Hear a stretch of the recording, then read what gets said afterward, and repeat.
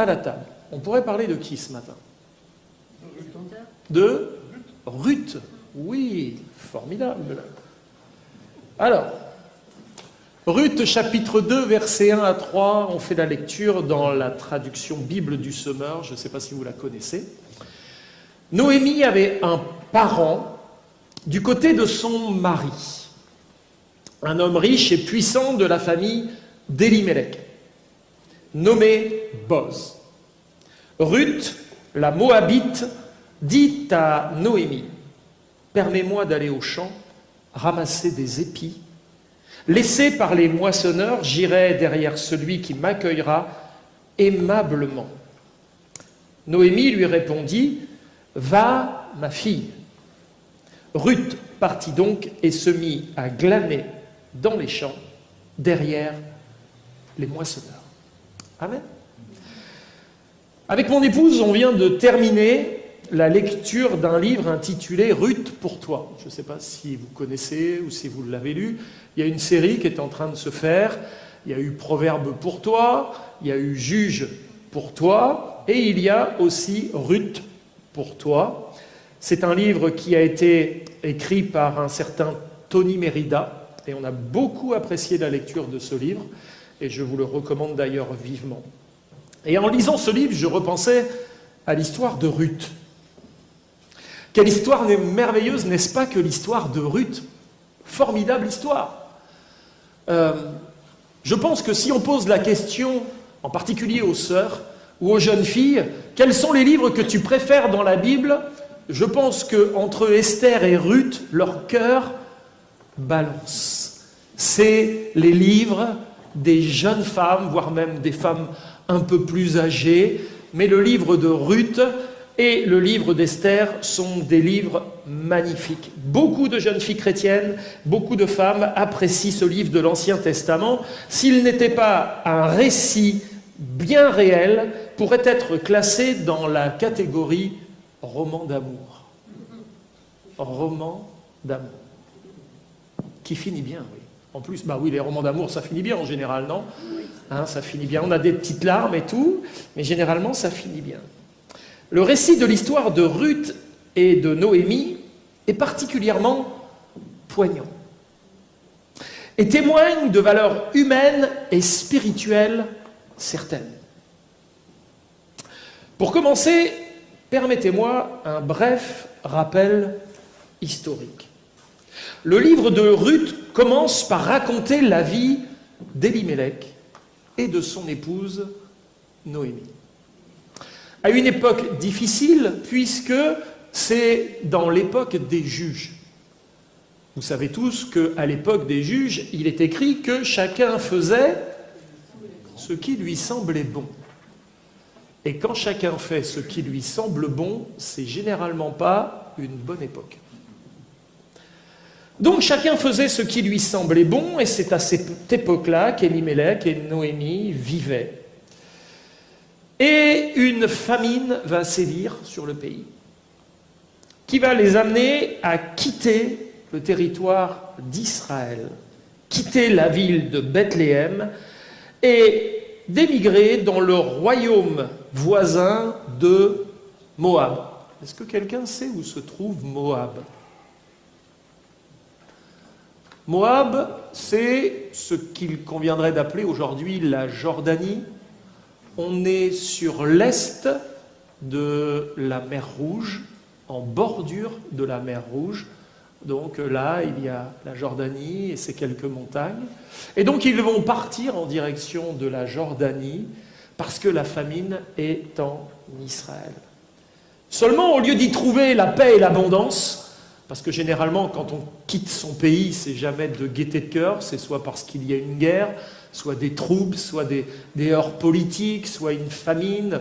Ils sont partis, ça devait être difficile pour eux, et quand on part, on espère trouver forcément mieux ailleurs, mais au lieu de trouver la paix et l'abondance qui justifiaient qu'ils quittent ainsi Israël, son territoire, ils rencontrèrent de grandes difficultés. En effet, Élimélec mourut, et ses deux fils, Mahlon et Chilion, moururent eux aussi après avoir épousé des femmes Moabites. Ils laissèrent ainsi 3 veuves démunies de tout. Sincèrement, la scène est catastrophique. Cette histoire d'amour commence mal. Les histoires d'amour commencent mal en général. Oui, je fais partie de ceux qui ont des petites phrases comme ça. Noémie décida donc de rentrer à Bethléem. Accompagnée, en plus Bethléem, ça veut dire quoi? La maison du pain. Dans la maison du pain, il y avait plus de pain. C'est terrible, hein? Mais elle décide de rentrer à Bethléem accompagnée d'une seule de ses 2 belles filles, Ruth, qui décida de suivre Noémie, et elle déclara cette célèbre phrase qui n'est pas de Jean-Jacques Goldman ni de Céline Dion: « J'irai où tu iras. Mon pays sera toi. » Non. « J'irai où tu iras, où tu demeureras, je demeurerai. Ton peuple sera mon peuple, et ton Dieu sera mon Dieu. » Formidable quand même cette parole. J'irai où tu iras, où tu demeureras, je demeurerai. Ton peuple sera mon peuple, ton Dieu sera mon Dieu. Waouh! Arrivée à Bethléem, Ruth proposa à sa belle-mère d'aller glaner quelques gerbes d'orge afin de pourvoir à leurs besoins. Et sans doute Ruth savait que, selon la coutume instituée par Dieu, les Juifs devaient laisser les étrangers et les pauvres glaner dans leurs champs. Oui, la loi de Dieu, loi qui avait été donnée par Dieu à Moïse, était aussi une loi sociale. Ce n'était pas juste une loi cérémonielle. Il y avait énormément de choses sociales, civiques. Et donc Dieu avait dit à son peuple: vous laisserez des gerbes dans vos champs lorsque vous les moissonnerez, pour que les pauvres, les indigents et les étrangers puissent venir se servir. Ce sera en quelque sorte leur part. Ruth chapitre 2, versets 2 à 3, Ruth la Moabite dit à Noémie: permets-moi d'aller au champ ramasser des épis laissés par les moissonneurs. J'irai derrière celui qui m'accueillera aimablement.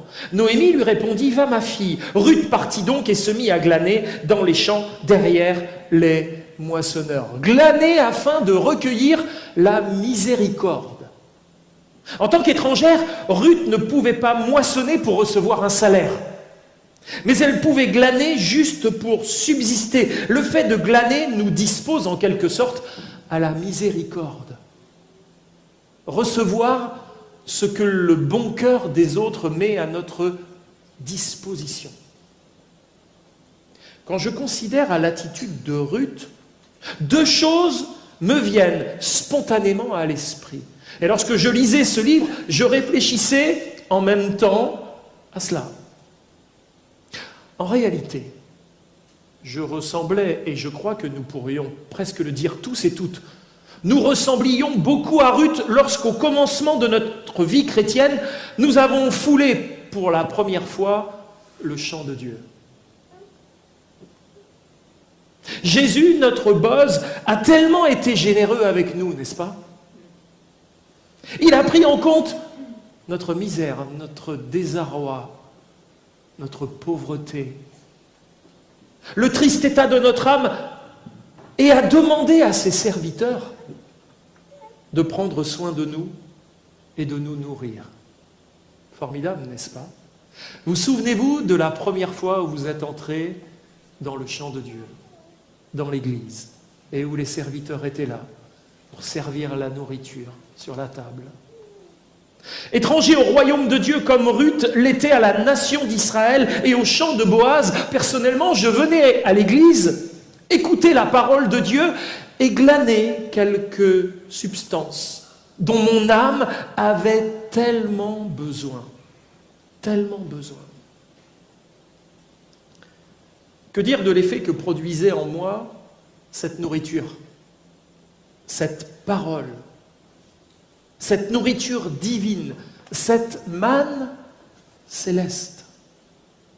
Quelle joie, quelle paix et quelle satisfaction je ressentais tandis que j'amassais tous les partages et tous les conseils dispensés dans le champ qu'est l'Église.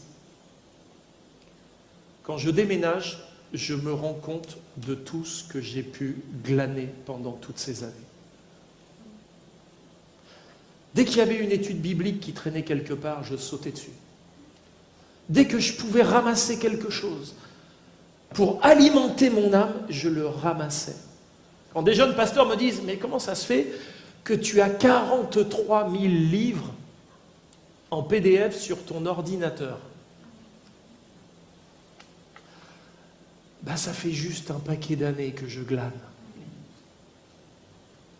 Tout ce que je peux glaner, je le glane, jour après jour. Je ne laisse aucun grain tomber à terre de ce que le Seigneur peut mettre là, à ma disposition.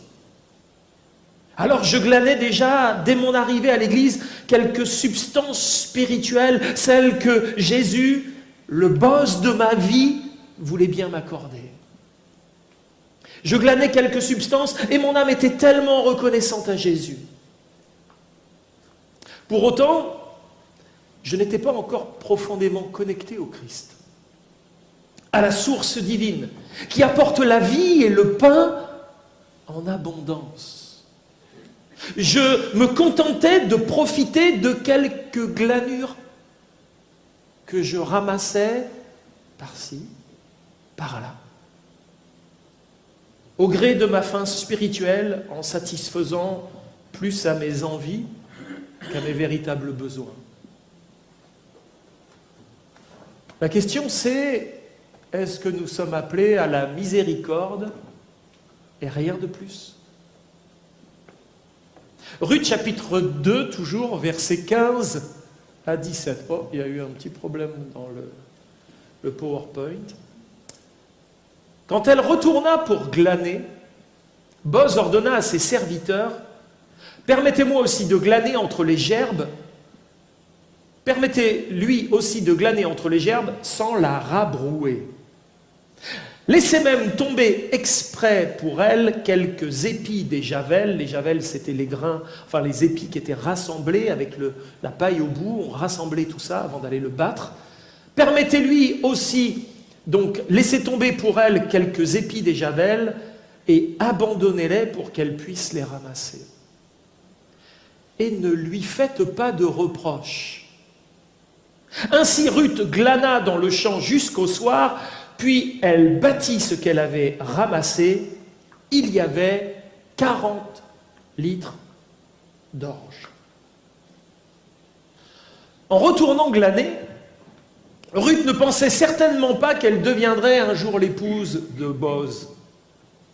Cet homme à qui appartenait le champ au milieu duquel elle ramassait les grains. Quand je suis entré dans l'église la première fois, je ne savais pas qu'un jour je me retrouverais à Codognan. Il s'en est passé des choses depuis le premier jour où je suis entré dans l'église. On en a traversé des vallées, des collines, des paysages, des gens, des églises avec mon épouse. Autant d'expériences pour lesquelles nous sommes appelés à rendre gloire à notre Dieu. Aussi pleine d'humilité, la seule chose que Ruth se serait permis d'espérer, c'est peut-être de devenir l'une des servantes de cet homme riche. Lorsque j'allais à l'église, très vite, lorsque je regardais les pasteurs, je me disais, qu'est-ce que j'aimerais être comme eux. Et puis, quand ils prêchaient, je disais, ah, ils auraient dû dire ça, et pourquoi il a oublié de dire ça? Alors je commençais à réfléchir, à essayer d'aller plus loin. Dès que des pasteurs commençaient à discuter entre eux, je m'approchais d'eux, j'écoutais leur conversation. J'avais pas de temps à perdre. Alors j'étais là, et tout ce que je pouvais glaner, dès qu'ils commençaient à se retrouver entre eux, je disais, est-ce que je peux venir avec vous? J'essayais d'écouter, de profiter de tout ce qu'ils avaient à dire. j'aurais aimé être un de ses serviteurs. Et je pense que Ruth se disait, si je pouvais être une des servantes de Boz, eh bien, la nourriture serait assurée. Il s'occuperait de moi. Il prendrait soin, certainement, de moi et de ceux avec qui je vis. Et la question que j'aimerais vous poser ce matin, c'est quel est le type de relation que vous entretenez avec Christ? Quel est le type de relation que j'entretiens avec Christ? Cette relation consiste-t-elle à venir vers lui pour recevoir sa miséricorde?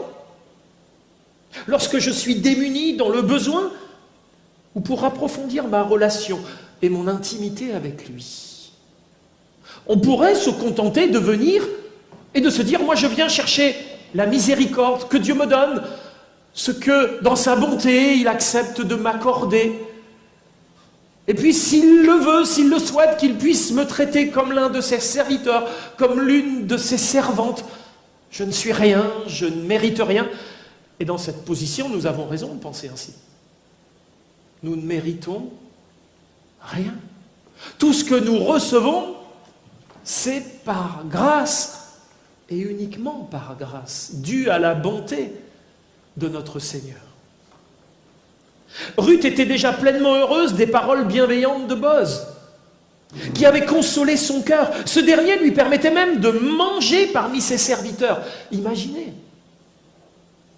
Et il ordonna à ces derniers de laisser la jeune femme glaner au milieu des gerbes et de lui abandonner comme par mégarde quelques poignées d'épis. C'était sans doute une manière aimable de lui faire l'aumône sans trop la blesser. C'est vrai, ça peut être blessant qu'on nous fasse l'aumône. Ça peut être rabaissant. Alors Boz avait dit à ses serviteurs dans un coin, laissez tomber. Puis comme ça, elle dira, ah bah tiens, c'est mieux que de venir vers elle, bon, on te donne ça, femme. N'est-ce pas? C'était un moyen de faire en sorte que sa dignité ne soit pas complètement anéantie. Dieu ne demande pas que l'on soit rabaissé, que nous perdions notre dignité. Il est là, au contraire, pour nous restaurer. Amen. Nous avons un Dieu qui restaure. Il a restauré nos vies, il continue à le faire. Et que son nom soit béni. Il y a encore du travail, mais que son nom soit béni. Notre Dieu est un Dieu de restauration.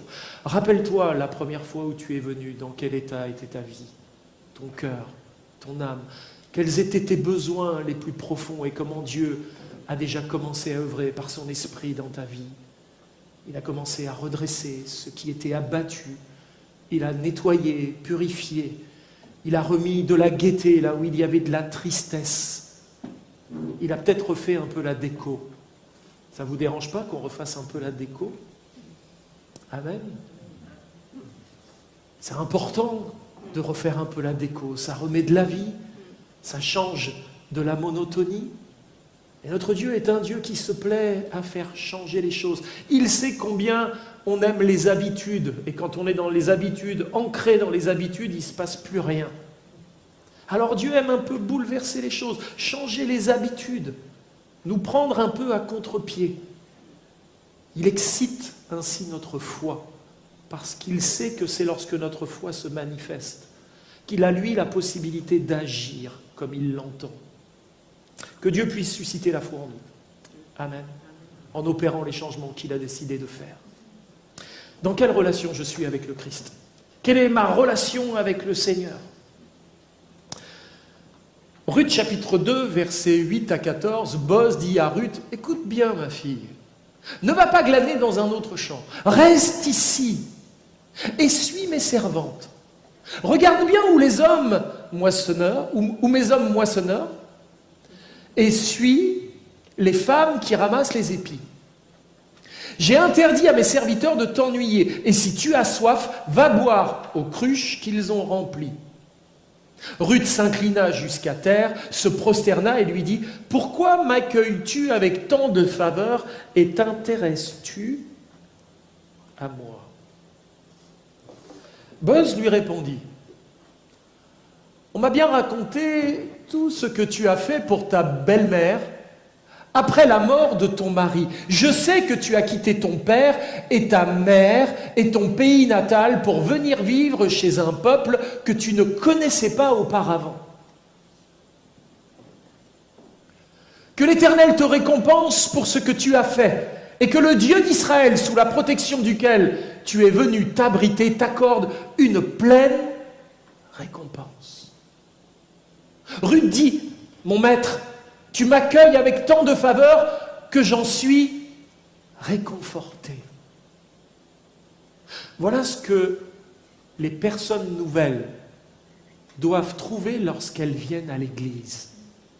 Des paroles réconfortantes, de l'accueil, la disposition des serviteurs et des servantes de Dieu pour accueillir toutes les Ruths que Dieu enverra.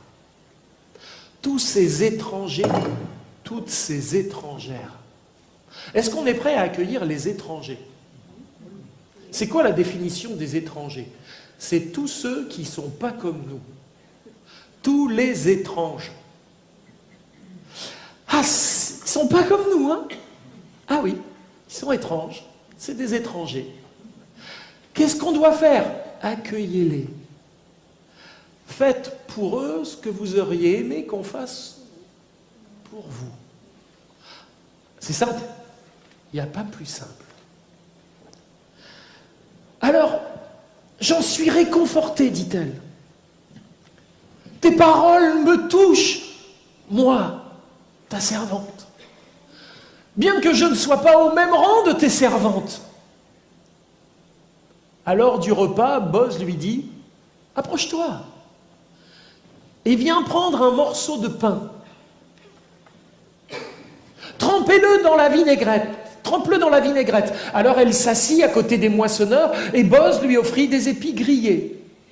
Elle en mangea à satiété et garda le reste. Ruth était moabite. Elle était donc une étrangère en Israël. Aussi, nous voyons qu'elle se reconnaissait misérable et indigne, n'étant même pas au rang des servantes de Boz. Je suis ta servante alors que je ne suis même pas en réalité une de tes servantes. Qu'est-ce que je suis par rapport à toi? Ça, c'est la question que je me suis posée en arrivant à l'église la première fois. Mais qu'est-ce que je suis par rapport à Jésus? Qu'est-ce que je suis, Seigneur? En tant que quoi tu m'accueilles? Pourquoi tu te disposes comme ça favorablement à mon égard?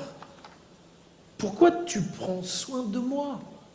Pourquoi tu demandes à tes serviteurs de m'accueillir? Qui je suis pour mériter autant d'amour? On n'a jamais tué quelqu'un en l'aimant. On n'a jamais tué quelqu'un en l'aimant. Puissions-nous aimer, bien aimer, tel que Dieu nous demande d'aimer? Ruth se reconnaissait misérable, indigne.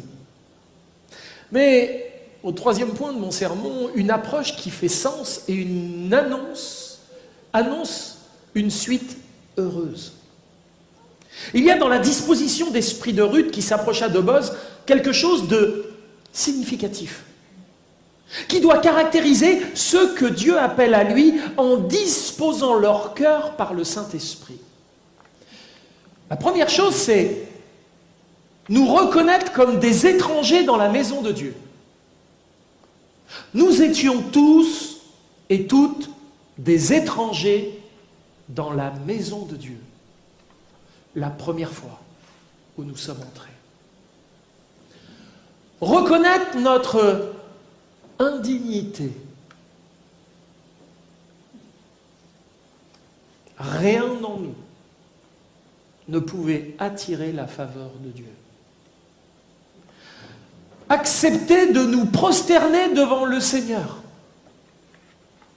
c'est reconnaître sa majesté, sa grandeur, sa royauté. Reconnaître l'accueil, les faveurs et l'intérêt que Dieu nous porte. Réaliser notre soif spirituelle, notre besoin de Dieu et de ce qu'il a à disposer pour nos vies. Réaliser l'omniscience du Seigneur. Regardez Boz, je sais que tu es venu et que tu as quitté ton pays, je sais.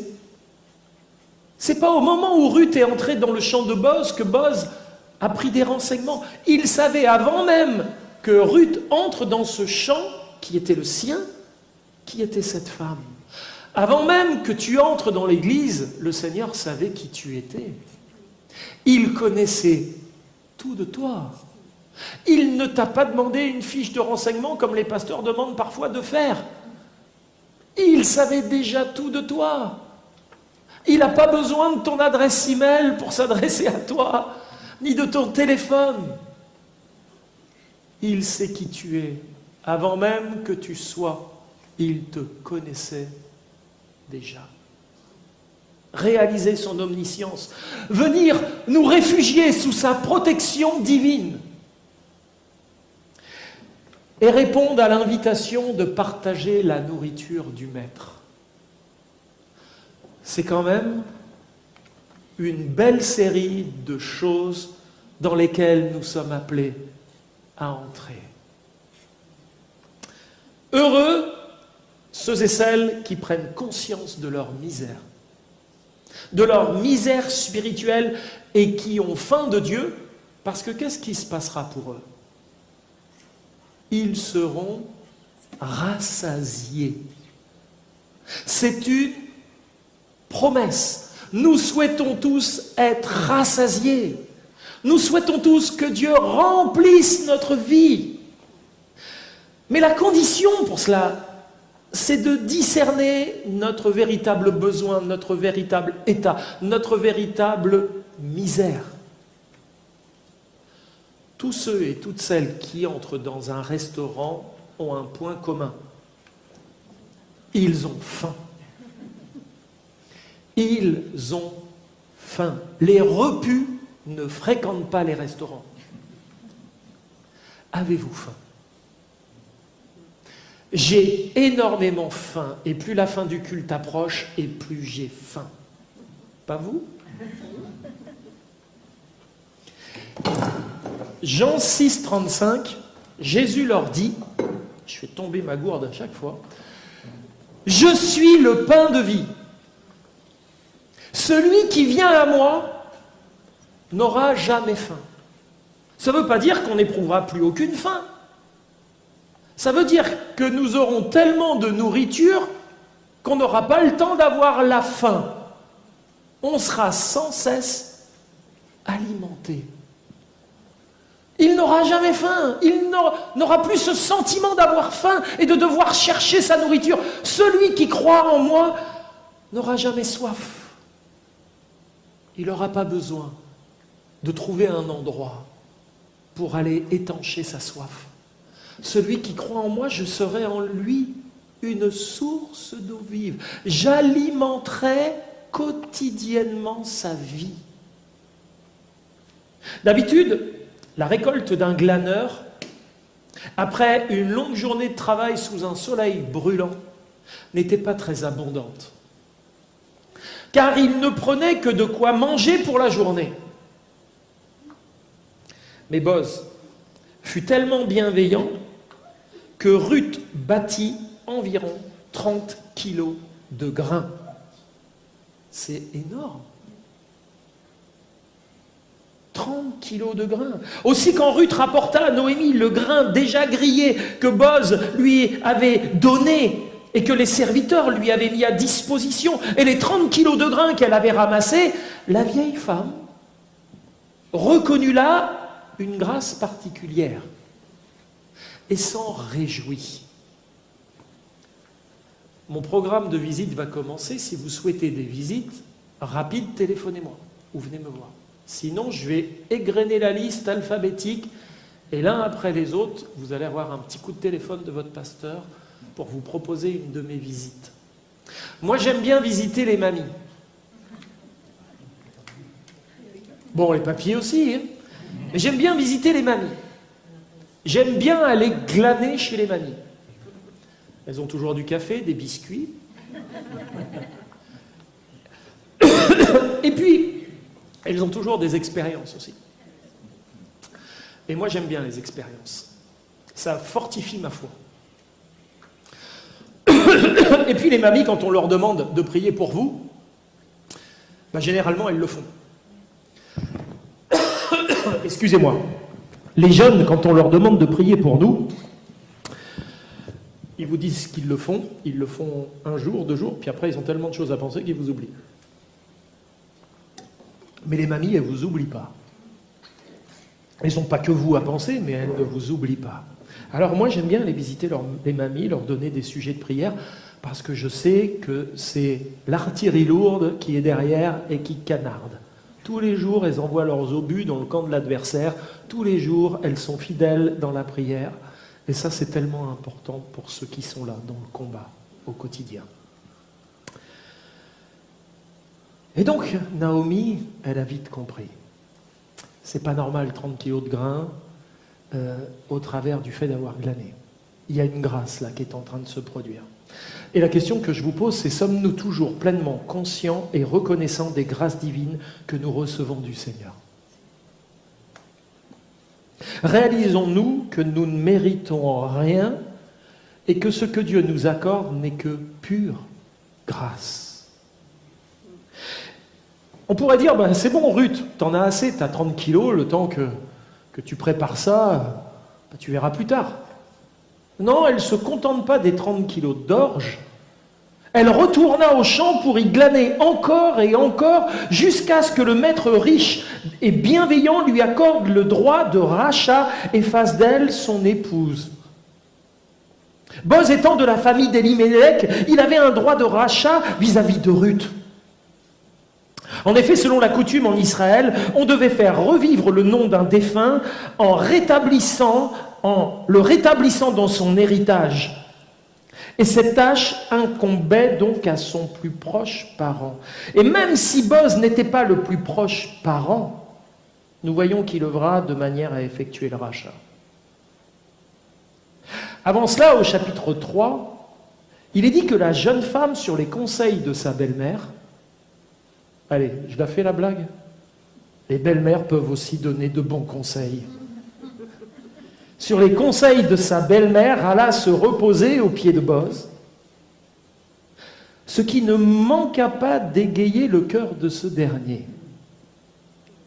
Juste après, Noémie, par ses paroles éclairées et pleines de sagesse, rassura Ruth. Ruth 3,18, « Sois tranquille, ma fille, jusqu'à ce que tu saches comment finira la chose, car cet homme ne se donnera point de repos, qu'il n'ait terminé cette affaire aujourd'hui. » Vous en connaissez, vous, un boss qui ne se donne pas de repos, qui ne sommeille ni ne dort jusqu'à ce que toute l'affaire soit terminée? Puis il entrera avec nous dans un grand repos, dans la grande festivité. Et nous découvrons que la grâce de Dieu trouvée en Boz racheta Ruth, ce qui lui permet de devenir l'épouse de Boz, de prendre place dans la merveilleuse et étonnante généalogie de Jésus. Quatrièmement, on va accélérer. Une belle image avec de grandes répercussions. Ce récit ne communique pas qu'une faible image du rachat que Christ a effectué à notre égard. 1 Pierre chapitre... Il faudra trouver le chapitre, mais versets 18 et 19. « Ce n'est pas par des choses périssables, par de l'argent ou de l'or que vous avez été rachetés de la vaine manière de vivre que vous aviez hérité de vos pères, mais par le sang précieux de Christ. » Nous n'avons pas été rachetés avec rien, avec quelques broutilles. La valeur de notre rachat est incommensurable. En nous rachetant par son sang précieux, Christ, notre Boz, nous a fait entrer dans la famille de Dieu et dans son royaume. Il a fait de nous des saints, des gens de la maison de Dieu. Paul, dans Éphésiens 2,19, va dire « Ainsi donc, vous n'êtes plus des étrangers ni des gens du dehors, mais vous êtes des citoyens, des saints, gens de la maison de Dieu. » Dans la maison de Dieu, nous sommes chez nous. Nous ne sommes plus des étrangers. Nous l'étions, mais nous ne le sommes plus. Aussi réalisons-nous pleinement cette nouvelle identité qui est la nôtre quand après avoir été rachetés par Christ, nous appartenons à son peuple, nous sommes citoyens, concitoyens des saints, gens de la maison de Dieu. Réalisons-nous notre nouvelle identité quand après avoir été régénérés, être nés de nouveau, nous nous comportons encore comme ceux et celles qui glanent. Est-ce que parfois, quand je viens à l'église, ou peut-être même de manière plus générale dans ma vie, je me comporte encore comme celui ou celle qui glane? Je suis toujours dans les champs, jour après jour, à ramasser les petites choses qui traînent, juste pour me dire, bon, avec ça, je vais peut-être arriver à aller un peu plus loin. Est-ce que vous croyez sincèrement que notre Seigneur nous a rachetés pour qu'on continue à glaner?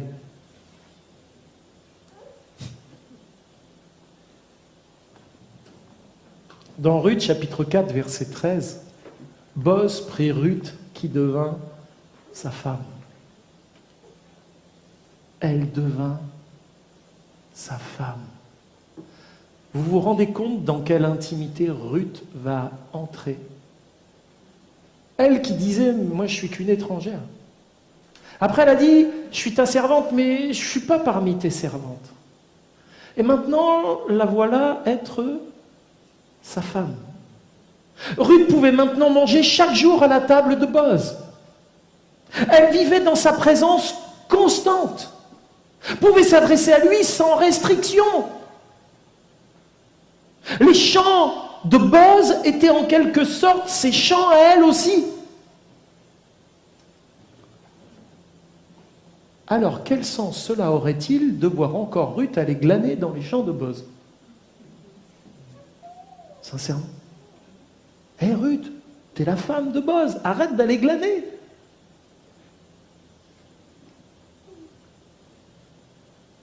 Qu'est-ce que pourrait penser Boz en voyant son épouse se comporter comme la moindre de ses servantes? J'ai pas fait de toi ma femme pour que tu te comportes comme la moindre de mes servantes. J'ai fait de toi mon épouse pour que tu manges à ma table, pour que tu te tiennes à mes côtés, pour que tu vives dans ma présence. J'ai tout pourvu pour toi, juste pour que tu te contentes uniquement de moi. Alors arrête d'aller ramasser les glanures, arrête d'aller cueillir par-ci, par-là ce qui pourrait tomber des poches de mes serviteurs. J'ai quelque chose de plus grand pour toi. Et il y a là, dans l'histoire de Ruth, un appel à se rapprocher de notre Boz, de réaliser pleinement ce qu'il a fait en nous rachetant, pas pour que nous nous contentions de quelques grains qui tombent. En réfléchissant à Ruth et à Boz, je me dis que parfois nous venons peut-être à l'église pour glaner. À certains moments, nous repartons satisfaits, et peut-être à d'autres un peu moins selon la performance pastorale dans la prédication. De ce que le pasteur a fait tomber quelques grains. Ah ben moi j'ai rien ramené aujourd'hui. Ne me parlez pas. Je suis venu pour glaner. Viens pas à l'église pour glaner. Viens à la table de ton Boz. Nous venons tous à la table de Boz, de notre Boz. Nous repartons avec quelques grains, quelques épis ramassés par-ci par-là, quelques épis rôtis par les serviteurs, mais tout cela n'a pas grand sens si le rachat de nos vies a été effectué par notre grand Goël, notre Rédempteur. Dans Hébreux 9,15, un jour vous comprendrez pourquoi j'aime bien l'épître aux Hébreux.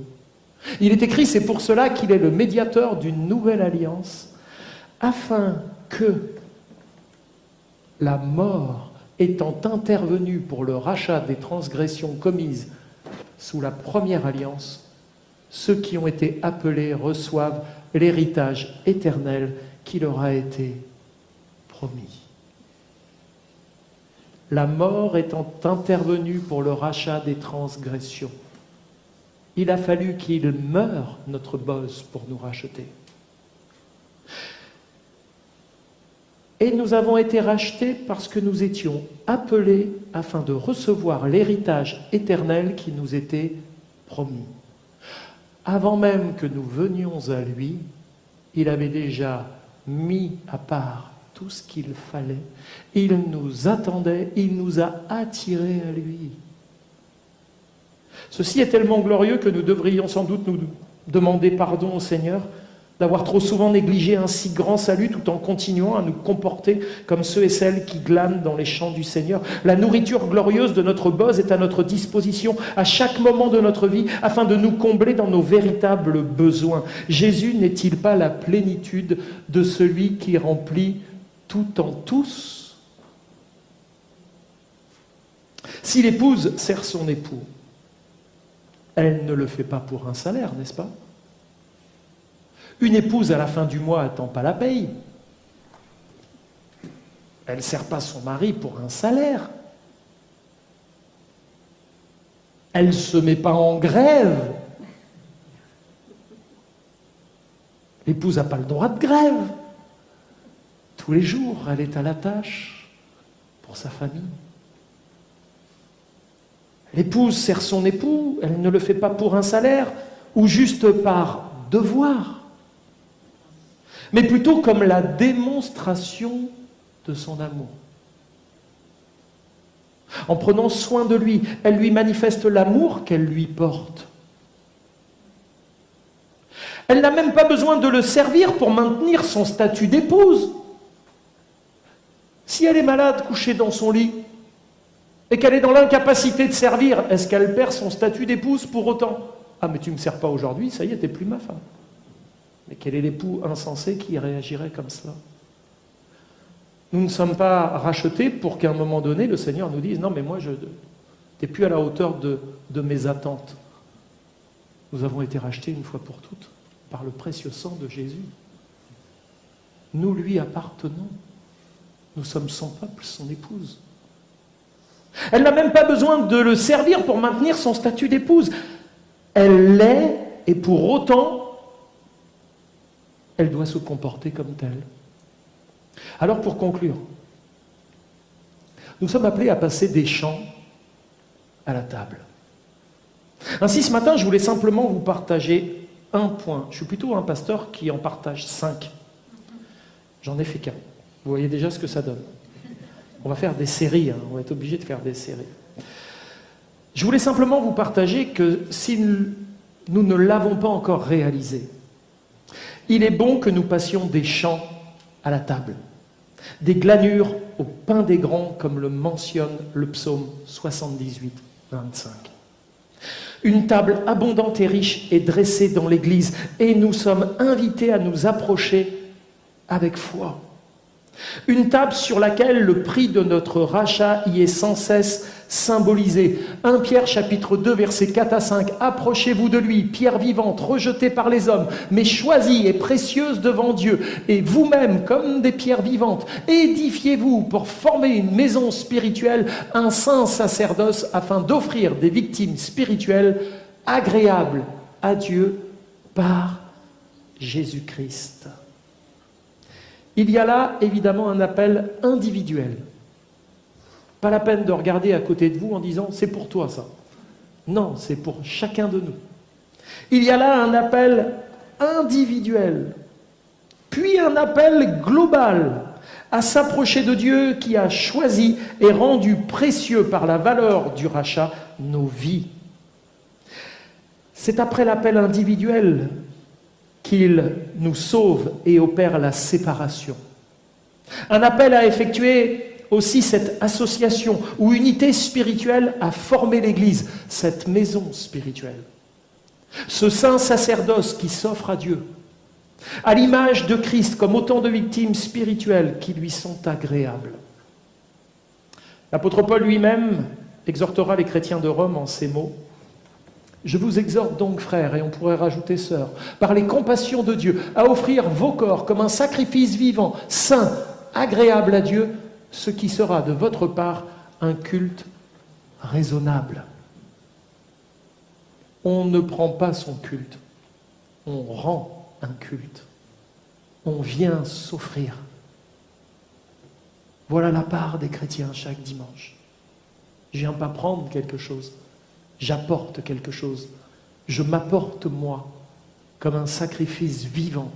J'apporte mon adoration à mon Boz parce que je suis conscient que je fais partie de son épouse, parce que je suis conscient combien il m'aime, combien il y a de l'abondance sur sa table, combien dans la maison du Père tout est préparé, combien les noces sont annoncées et combien je suis dans la joie quand on me dit « Allons à la maison de l'Éternel ». Comprenons ce matin que le raisonnable est sans doute différent de ce que nous pensons communément, en limitant trop souvent l'étendue des grâces qui sont nôtres. Lorsqu'en faisant Église, nous nous offrons en sacrifice de reconnaissance à notre grand Goël, notre Rédempteur. Aussi disposons-nous dans la foi, non aux glanures, mais à la table, en entrant pleinement ensemble dans la communion du Seigneur avec son Église. Ce matin, ensemble, passons des chants à la table. Amen. Je vais vous inviter à prier et après, notre sœur viendra pour les annonces. Notre Père Céleste, nous voulons bénir ton nom et te rendre grâce et te remercier. Seigneur, nous étions tous comme Ruth, des étrangers dans ta maison. Et Seigneur, lorsque nous sommes entrés, nous avons trouvé l'accueil des serviteurs et des servantes. Nous avons trouvé la miséricorde aussi. Nous étions bien conscients de qui nous étions. Seigneur, et puis il t'a plu de nous racheter parce que c'était dans tes projets. C'est d'ailleurs pour cela que tu nous as attirés dans ton champ. Tu as fait de nous ton épouse, tu nous as fait entrer dans ton peuple. Aussi pardonne-nous, Seigneur, parce que tant de fois nous avons oublié, omis cette identité qui est la nôtre et la valeur de ce rachat. Nous nous sommes comportés comme les serviteurs, les servantes, ou pire comme des étrangers dans ta maison, nous nous efforçant de glaner notre subsistance spirituelle, alors qu'en réalité, nous sommes tous les jours à ta table. Aide-nous à comprendre, Seigneur, que nous n'avons plus à mendier notre pain, nous n'avons plus à glaner dans les champs, nous n'avons même plus à avoir l'inquiétude du lendemain, parce que le lendemain prendra soin de lui-même, parce que nous avons un Dieu souverain qui prend soin de nous. Seigneur, merci d'apaiser nos cœurs, merci de nous faire comprendre ce que signifie être à ta table, d'être compté parmi ton épouse, ton peuple, ton Église, celle que tu as rachetée. À Jésus soit toute la gloire. Amen.